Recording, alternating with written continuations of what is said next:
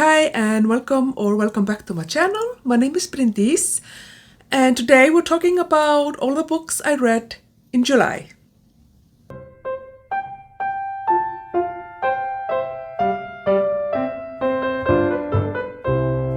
I am very happy to be back.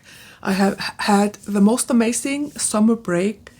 I took 4 weeks off where I did very little and just had my little month of rest and relaxation, and it was absolutely needed and wonderful.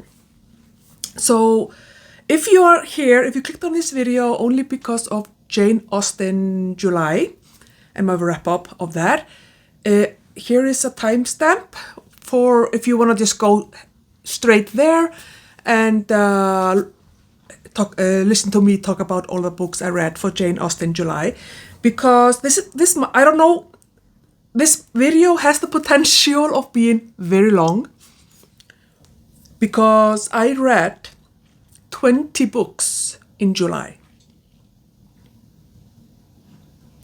So when I'm telling you that I did nothing except read for a month or for 3 weeks at least, that's why, like, that's a proof. I did nothing. Basically, for the first 3 weeks of my summer break, my annual leave, I just read. I purposefully made sure that I wasn't around, I was just alone basically for 3 weeks and reading, because I was just completely dead after the last academic year and I just needed that period by myself and just to kind of rest and relax. And then for the last week, I traveled, I visited family and did all the fun things as well. But yeah, so I read so many physical books. I listened to so many audiobooks. Oh, it was so nice. But there are a lot of books, so I have a lot of books to talk about. I'm gonna try my best not to waffle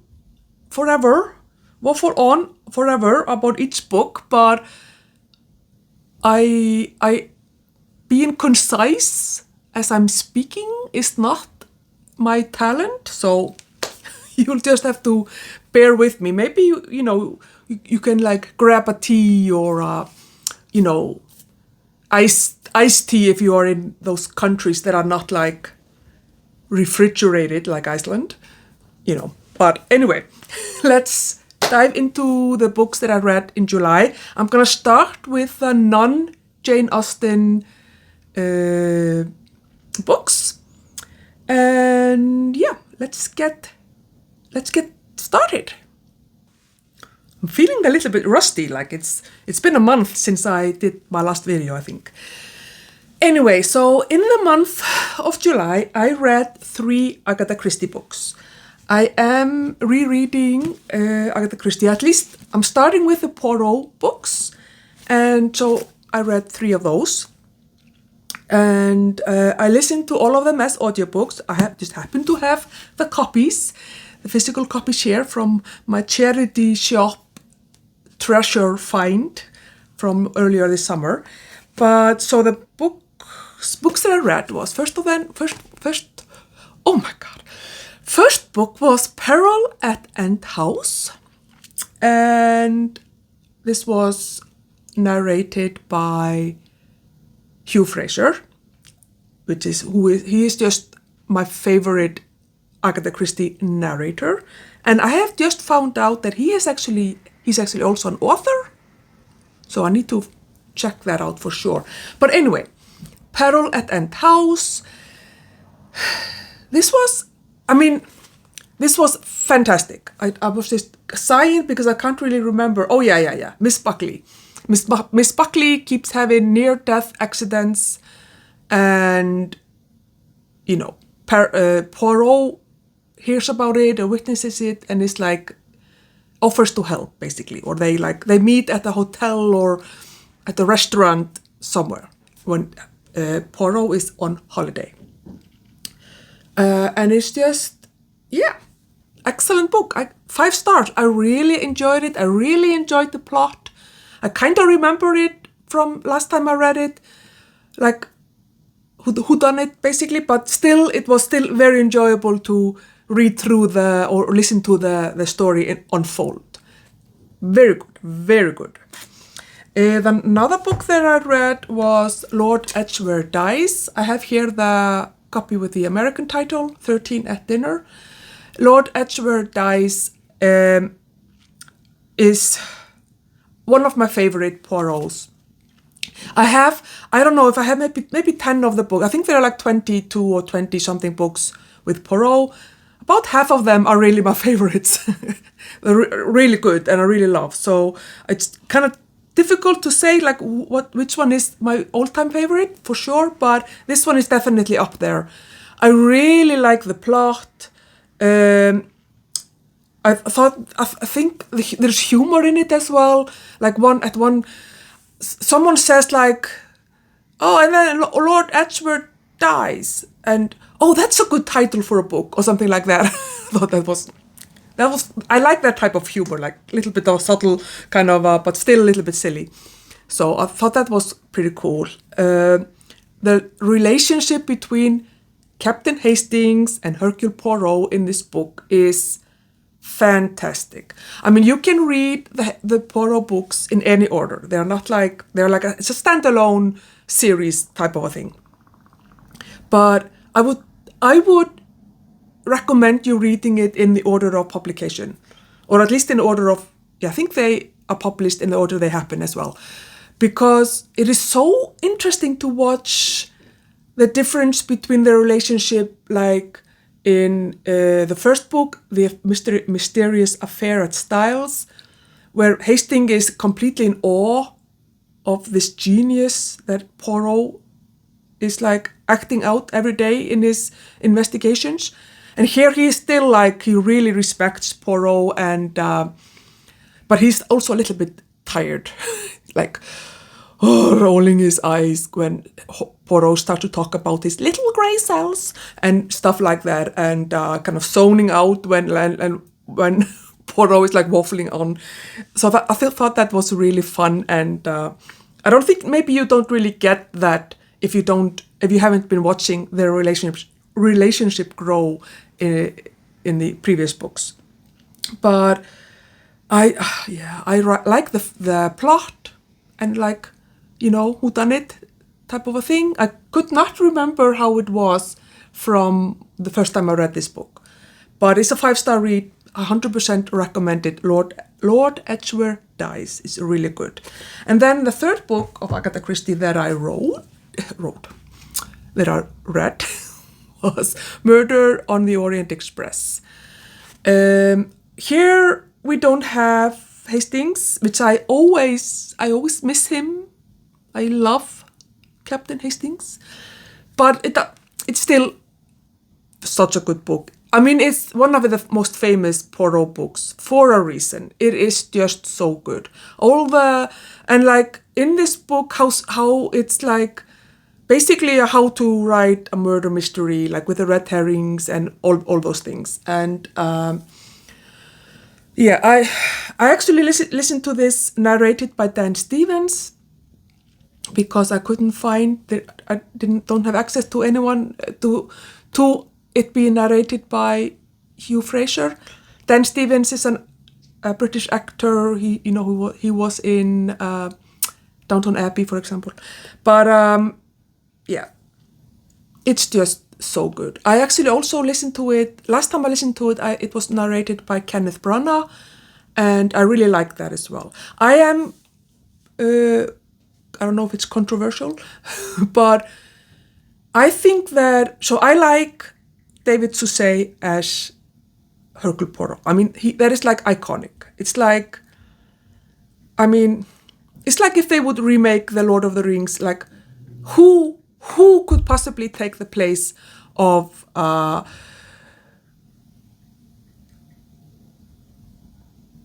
my god, I can't remember that actor's name. The Frodo actor. What is his name? Noah? Elijah Wood. For me, Elijah Wood is Frodo, right? And so in a way, David Suchet is Poirot.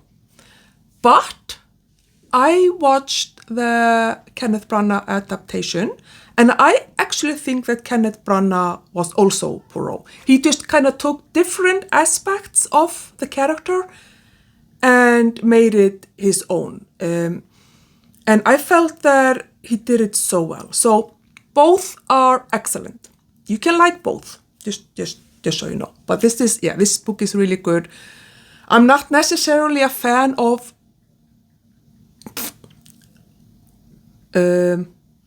should I say it? Is that a spoiler? So the reason of the murder, I'm not necessarily a fan of the reason behind the murder, let's just say. But still, it's done really well, and it's one of Agatha Christie's best work. So it's really good. I just spent almost 8 minutes talking about the three Agatha Christie books. So prepare yourself. This is gonna be a long video. Anyway, the next books I read were the Mistborn trilogy by Brandon Sanderson. So we have here The Final Empire. I started reading this in June. And then the second book was The Well of Ascension. And then the third book is The Hero of Ages. I am absolutely loving this series. I have, can you see them here? Bought the 4 next books plus like a novella that I'm hoping to read soon. And I mean, it's definitely, so it's just, he does the world building, the magic system. The characters are okay, like the building of the characters, the development of everything is just done really well. I mean, it's definitely, it reads quite young for me, but still I enjoyed it. It was just, I read, these are huge books, and I just flew, like I read them so fast because they're easy read and just very nice, enjoyable books. So basically the premise is that there's a kind of it's the Dark Lord that they are trying to like topple, and then, you know, I'm not gonna say more because I don't want to spoil anything, but it's definitely worth reading, for me at least, for sure. So I really enjoyed these books. I gave all of them 4 stars because there were definitely things in them that could have been improved upon, for sure. But they are what they are advertised as. High fantasy with like an exciting plot, fun characters, excellent world building and magic system, and just a fun time, basically. So I really enjoyed those. The next book that I read that was not connected to Jane Austen was The Atom Station. I've already given the copy that I had. I read it as a physical copy. I've given it back to my parents because it's their book. But it's called The Atom Station by Halldór Laxness. And it is, I'm sure you know already by now if you've watched any of my videos who Halldór Laxness is, but he is the Icelandic Nobel laureate. He won the Nobel Prize for Literature in 1955. The Atom Station was published, I think, in 1949, if I remember correctly. And it's about a very kind of tumultuous period in Icelandic history, like post-Second World War, where we had just gotten independence from Denmark in 1944. But during the war, Iceland was occupied by the Allied forces, so first by the British and then by the US. And the US wanted to have a military base in Iceland, and a lot of people were against that because of the fear of basically losing the independence that the country had been fighting for a long time. So people felt like the government, who was pro-military base, or very pro-US, wanted to kind of sell out, basically, and sell our independence. And so this book is, and Halldór Laxness, for a period at least, was very not pro-US.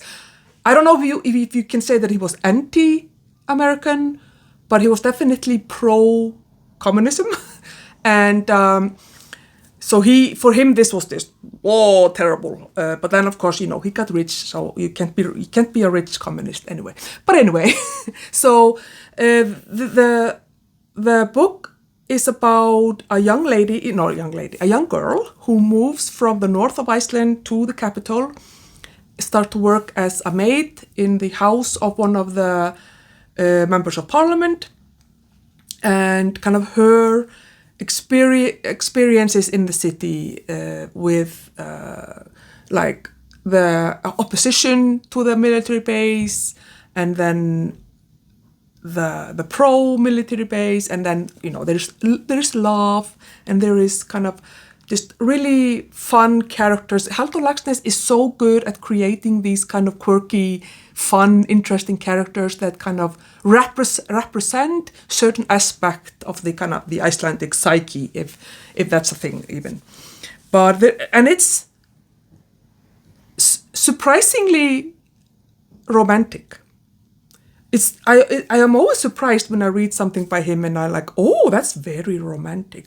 Like there's a line when he's saying that the mouth is half a kiss. And I'm just thinking like, wow, I thought that was just, I don't know. I'm like, yes, that is so, like, I like that. And I also like the fact that, this young girl kind of first doesn't want to be with this guy that she's been with, but then she wants to be with him, and she's like trying to rescue him because he's been arrested because he was smuggling things and selling them, and it's just, there's a lot of things happening here, and it's a kind of this cultural commentary on post-World War Iceland, where there were a lot of things were developing in Iceland a lot, becoming a modern kind of society, and learning to be a republic and not like a colony under Denmark and things like that. So I think that if you're interested in post-war history in Europe and the impact or the influence of like the, what's the word, like back and forth of the US and the Soviet Union, and the kind of conflict that it can create in different countries. I think it's a good book to kind of to see. It's a fiction, but I think it's a really good book. I mean, I gave it 4 stars because it wasn't like woohoo, but there's a movie as well that was made, I think, in the 80s, which is really good. I remember I watched the movie, when I was a teenager or something, and I think I even liked it when I was a teenager. So I think that says that it was actually a really good movie. Anyway, that was Halldór Laxness, The Atomic Station. Oh my goodness. I feel I'm talking very fast. I don't know. I'm very excited to be back. Okay. So, Jane Austen, July. Let's talk about it. Jane Austen is one of my favorite authors ever, and I love her books, and I've been looking forward to doing like a proper Jane Austen July. I feel like I've been waiting for this for years, even though I only heard about it like beginning of this year. So it's been like a missing piece in my heart. Okay, so there were 7 prompts in the for the read along of Jane Austen July, and I'm gonna go through them in reverse order. I followed all the 7 prompts, and prompt number 7. Watch a modern screen adaptation of one of Jane Austen's novels, or works, actually. And I watched Clueless with Alicia Silverstone, I think her name is, the actress. I had not seen that movie since, like, in the 90s, basically. It is so good. I laughed and laughed and laughed. It's so funny. Really good. And it's really 90s for sure. But I just remembered like, as if, walking around in Iceland, like, talking blah, blah, blah. And they're like, as if, being very cool. But I love that movie. It's really fun. And I really enjoyed how they have taken that part of Emma. In case you don't know, it's a retelling of Emma by Jane Austen. They've taken that element of Emma, her complete cluelessness, and just done such a good job in this movie.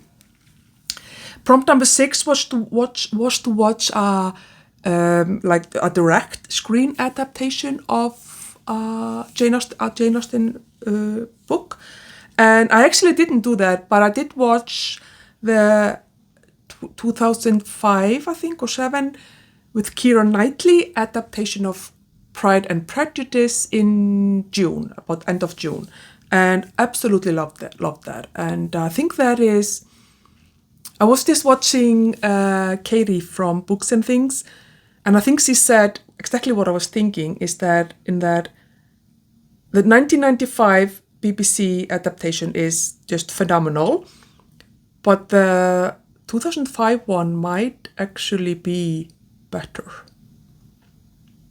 It's so good. The characters, the actors in each of the roles, just, and the cinematography, and it is just really well done.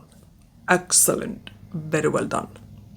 Prompt number 5 was to read a book by a contemporary of Jane Austen, and I read Evelina by Frances Burney.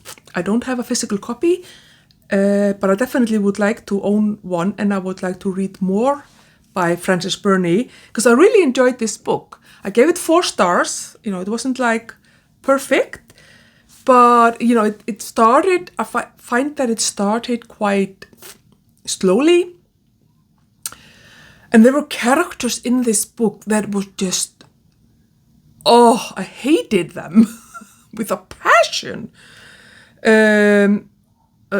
Felt like almost all of the men were just like trying to ruin the reputation of all the young ladies and just being libertines. I know this takes place, I think, in the end of the 18th century, when the prince regent, or I don't know if he was already a regent, but the prince who became George IV was a very, yes, let's just say that he liked women and alcohol, and he was a libertine, basically. And it seemed like all the men there were like trying to be like him, like, and they didn't have like any sense of boundaries, or the fact that if a woman said no, like that meant like, oh yes, I have to try even harder. Like, I know it was the time, I know, but it was a little bit too much for me at times. A lot of the women also were just, anyway. Evelina, I really enjoyed her. She's just this young girl, but she's such a teenager. She's such a drama queen, and I just love that. But she also has like a very strong sense of what's right and what's wrong, and I like that as well. Yeah, I do wonder if some of the things that, like, I felt a little bit of a Bridgerton vibe in this, like maybe Julia Quinn, I'm sure, probably read Frances Burney because, I don't know, there was just this sense of like rumor and, that is definitely something that is a theme in Bridgerton. But anyway, I would love to read more by Frances Burney, and I really enjoyed this, and I can definitely recommend it if you're interested in reading more like late 18th century, early 19th century literature. Now we are at prompt 4. It is actually, there were two options for prompt 4, and I chose both of them, of course. So first one was to read a retelling of a Jane Austen work, and I chose Longbourn by Joe Baker. This is a retelling of Pride and Prejudice from the point of view of the servants in Longbourn, which is the Bennet house. And I thought this was really interesting. I did notice that kind of the characters and the way of thinking was very modern. This is obviously a modern author writing historical fiction. And some of the things that the main character, Sarah, the way she thinks is like, are you sure that like a poor woman born living in the early 19th century, a servant, would really think that? Are you sure? It felt very 21st century. And yeah, there were also just some things in the plot in regards to what Mr. Bennet had been doing, and one of the servant, and like his kind of background or his secret. I don't know. It kind of made it unbelievable to me that this actually was taking place in around 1810 or 18 in the early 19th century. But I did enjoy it. I enjoyed seeing the characters of Pride and Prejudice, the family, from Sarah's point of view, and just the hardship of being a servant, like having to wash everything, because obviously there were no washing machines, and it's so much fun to like, really, yeah, sure, we can take care of your children, they said to Mrs. Allen, or Lady Allen, or Lady, one of the aunts came there, left her children, and they went when Lizzie went and saw Pemberley. Oh, no problem. We can take care of the children. And guess who had to clean all the dirty nappies and all those things? Sarah had to do that, of course. But you know, it was a good book. I gave it 4 stars. I'm like, maybe it's more of a 3-star read, but I'm happy that I own it, and I will definitely keep the book. I'm not gonna like declutter it or anything. But I've read, this is the second Pride and Prejudice retelling that I read, and I definitely liked the other one much better. But it's okay. It was okay. So the other part of prompt 4 was to read a work of historical fiction. Read a work of historical fiction set in Jane Austen's time. And that fitted very well with Wuthering Heights by Emily Bronte. I've had an ongoing project this year of reading all of the 7 books by the Bronte sisters, and this was the last book left. And so it was fantastic that I was actually able to finish it in July. So it starts, at least the first, the first sentence, I think, is 1801. I have just returned from a visit to my landlord.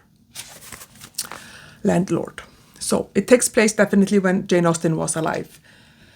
So I will eventually do a video where I'm gonna wrap up Anne and Emily Bronte, and then just gonna wrap up this entire project. But let's just say that I have conflicting thoughts about this book. I can recognize that it is very well done. It's very well written, and it's very well developed, and it's a piece of masterful, like it's a masterpiece of literature. But those characters are just horrible. It's just horrible people. Catherine is Katie or Catherine is horrible. What's his name? Heathcliff. Oh my God, he's just like horrible. Everybody's horrible in this book. And yeah. So I'm still thinking about how I've given it 4 stars at the moment, because it is really a really good book.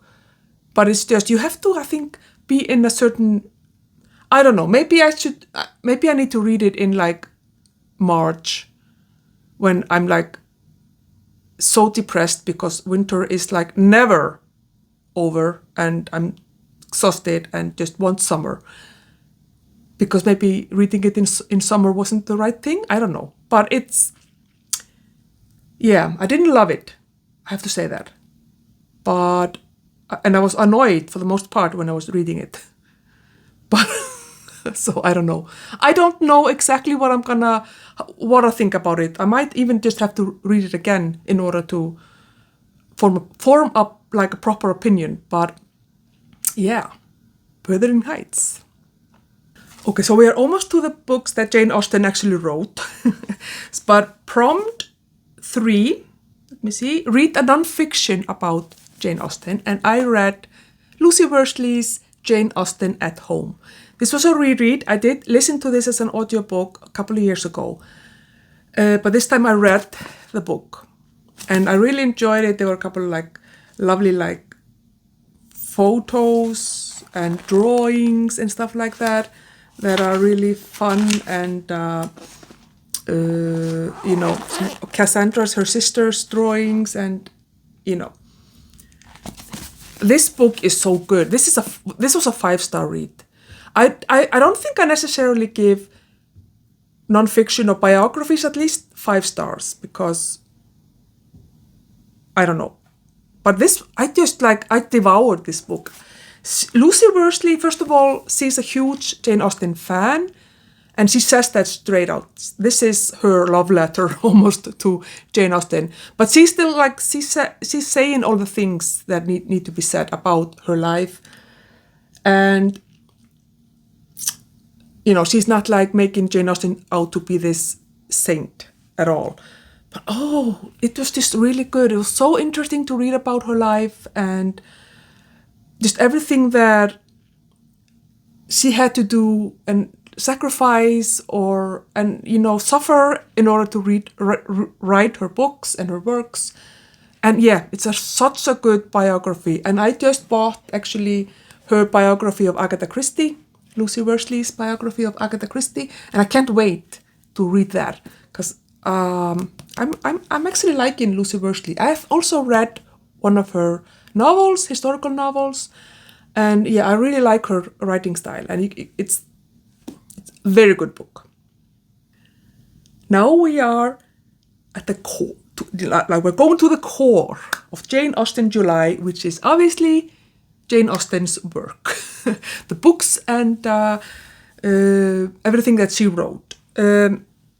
So for the prompt, prompt 2 was to read something by Jane Austen that is not one of her main 6 novels. There were 2 group reads for the read along, which was The Watsons and Sanditon, and I read those. So I started by reading The Watsons. I have this copy. I did actually listen to them as an audiobook, but I have this copy of 3 of her works. And so The Watsons is unfinished, and I really enjoyed it. I wish she had finished it, because the premise of it is of Emma Watson, who has been raised by rich relations, and then the father there dies, the mother there marries again, and she's kind of made to leave. So she goes back to her family, and it's just there is something there that could have been so interesting, but unfortunately, it's nothing. She didn't finish it. She put it aside. Then I also read Sanditon, which is also unfinished, and that's very sad because it was actually the book she was writing when she passed away. And there is a TV adaptation of Sanditon where they have added on to it. And I mean, I think I've seen the first season, and I thought it was really well done. The characters, there are some so good characters in Sanditon, and you can kind of see the seed in this when you're reading the few chapters that she finished. And I wish she had finished it. But then I also read Lady Susan, which is that also unfinished? I'm not quite sure or if it is just... Yeah, okay, so an unfinished copy as well. And Lady Susan is horrible. She is just such an unlikable character.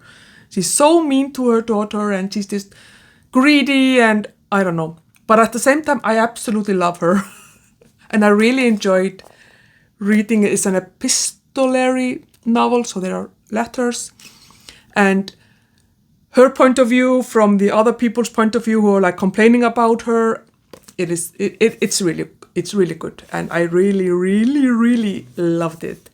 I gave all of the unfinished works 4 stars because, I mean, what else? I mean, like, they're not finished, so that's that, you know.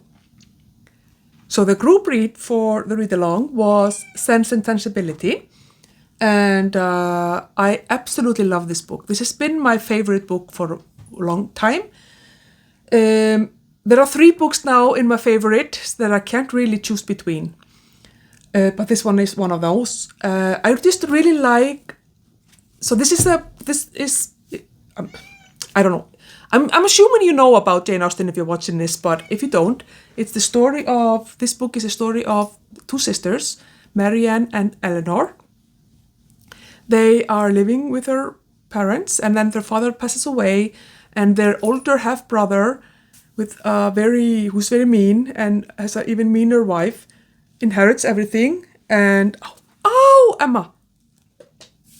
And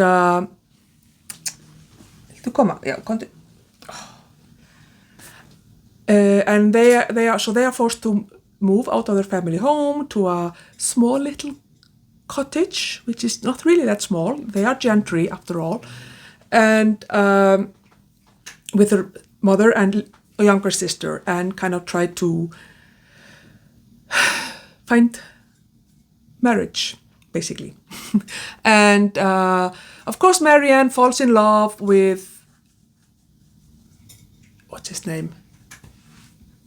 I don't like him.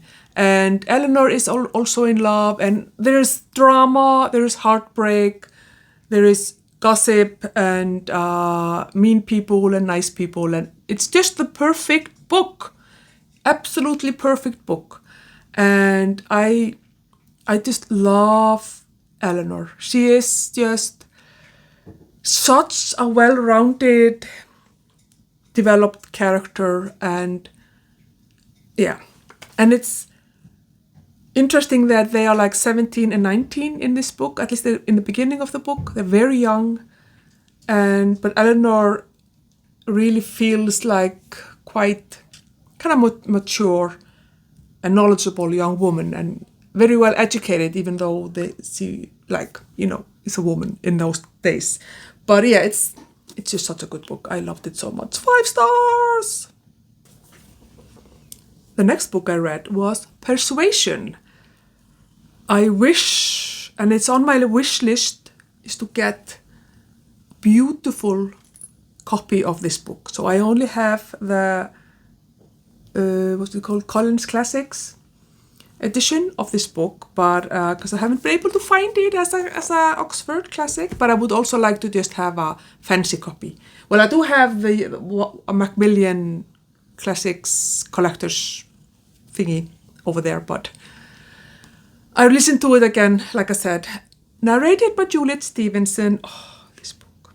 This has been my favorite Jane Austen, and it's still my favorite Jane Austen. If I have to, if you put a gun to my head, along with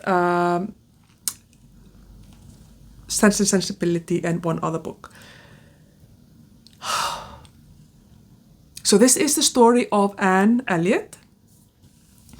When she was a young girl, I think was she 18 or 19, she was persuaded to refuse an offer of marriage by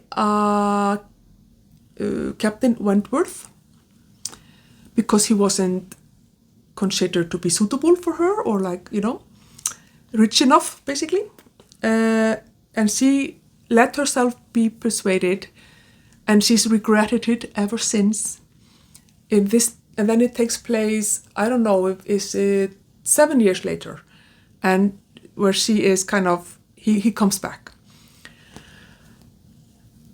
The way that Jane Austen writes regret and longing and just this terror of, does he love me?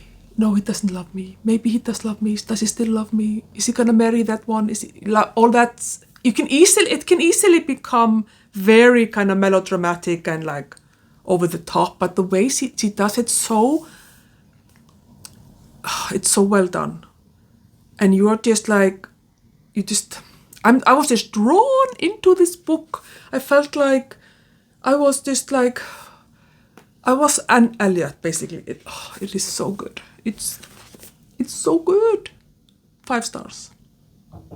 The third Jane Austen novel I read was Mansfield Park. And this is also one of my favorite, like in the three top.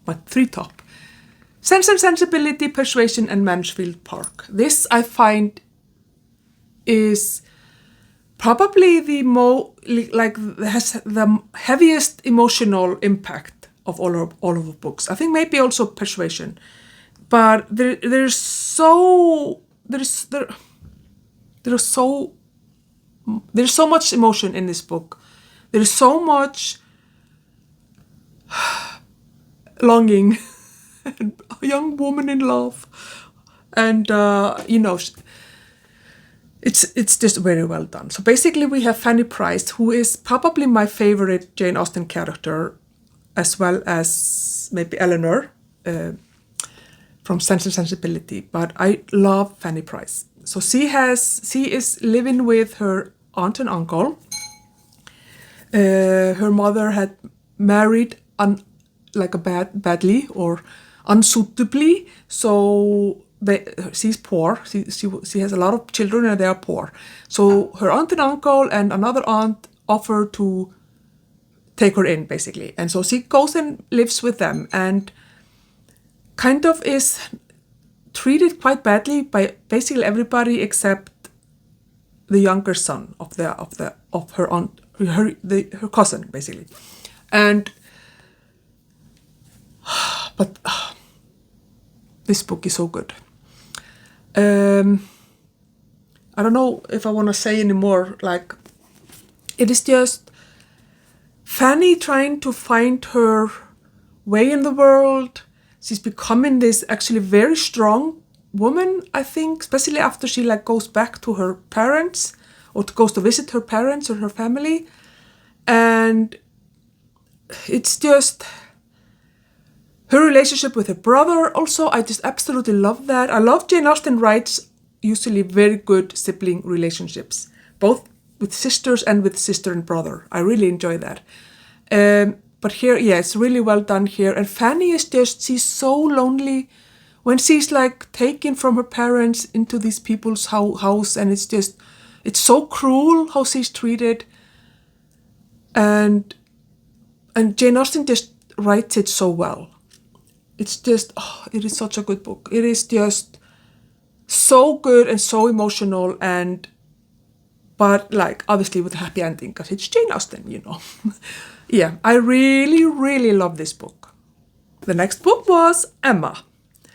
And so this has been my least favorite book of Jane Austen's, but I really, really, really enjoyed the rereading. And I said, I can't really rank them because all of them are good in their own way. And this one is so good. So we have Emma Woodhouse, who is this totally and completely spoiled daughter of this man who just kind of is completely silly.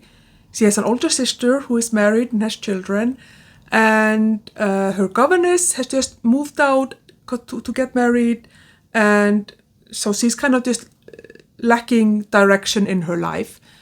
But in spite of her being this completely spoiled young woman, she is still good at core, in her core. Like, it's very, they do that well as in the movie Clueless, where that, what's her name, Cher, is so spoiled, but at the same time, a very, like, quality person.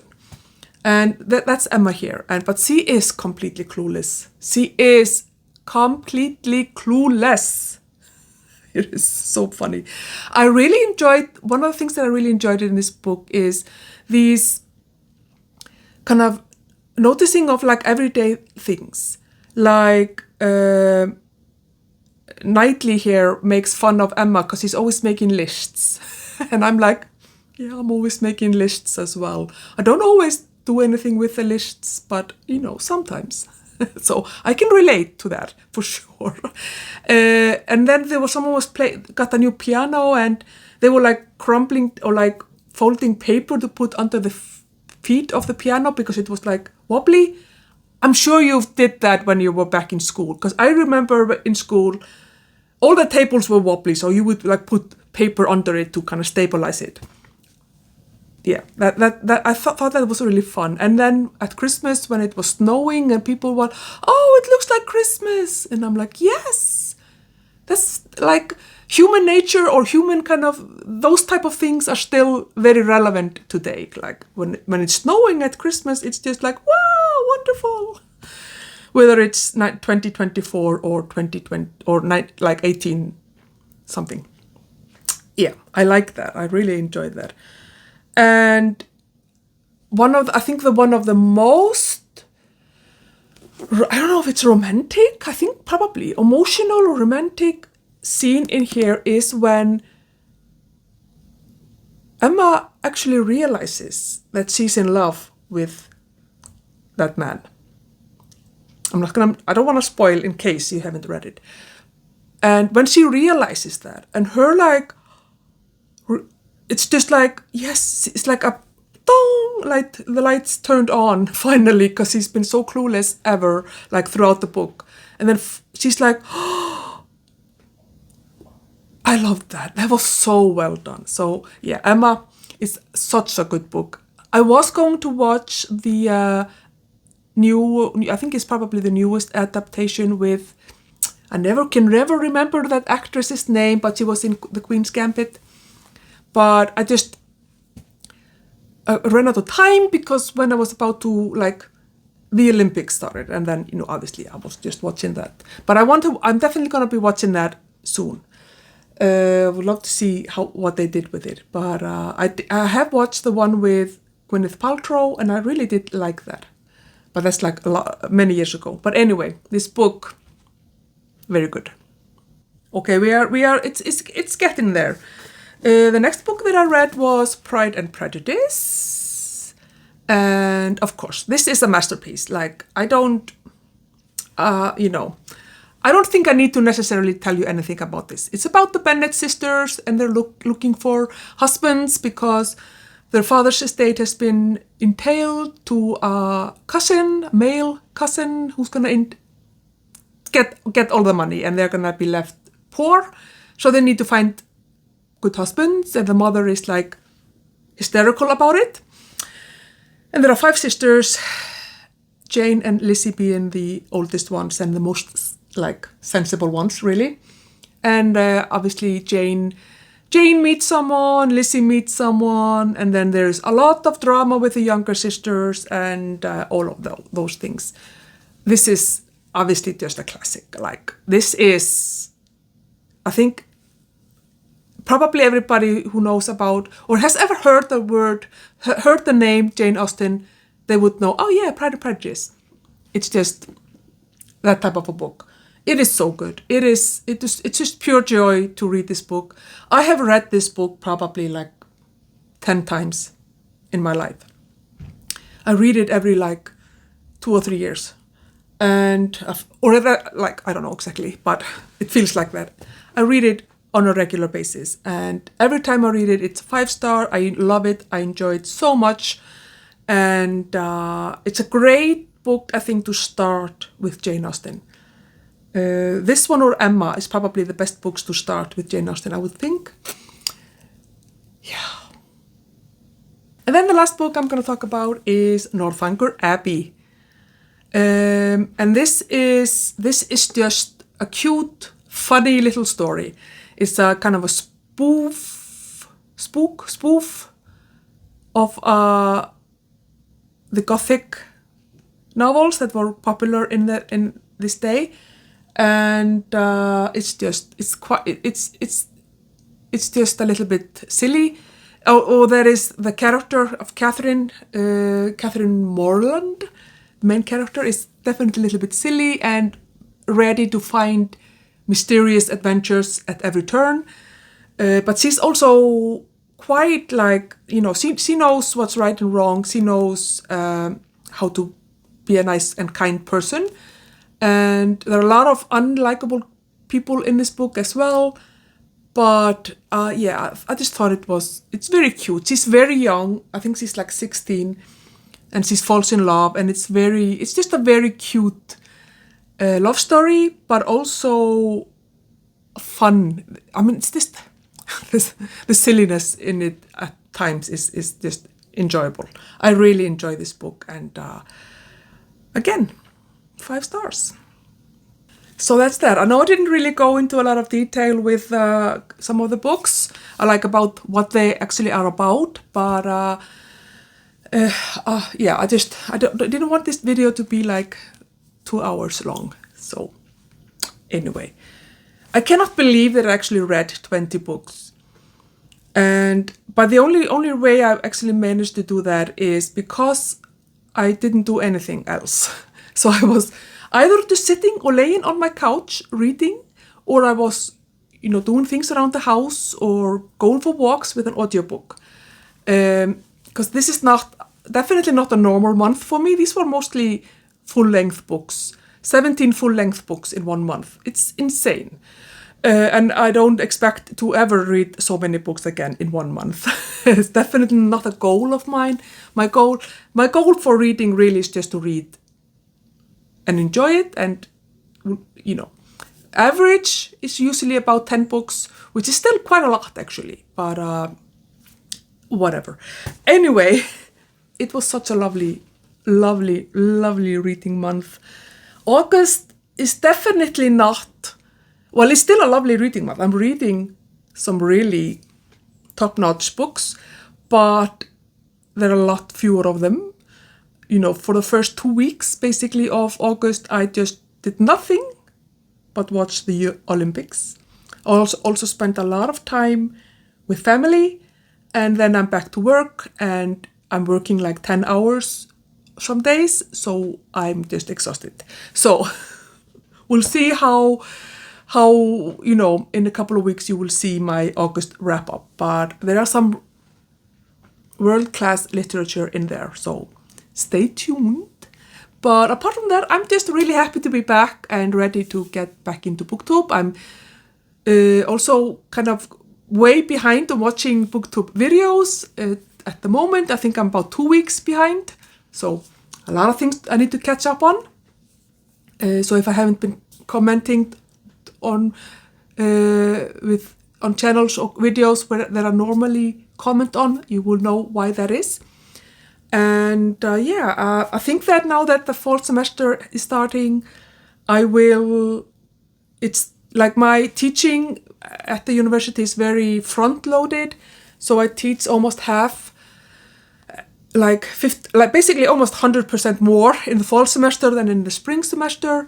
And so I think I'm just gonna be focusing on one BookTube video a week on Fridays for the foreseeable future. And then we'll maybe the occasional Monday video, but they're not gonna be that many. Anyway, I'm happy to be back, and I want to thank you all who have subscribed to my channel and are watching my videos and commenting. It's really fun engaging with you guys. And I guess that's that. And I will see you next week in my next video. Bye bye.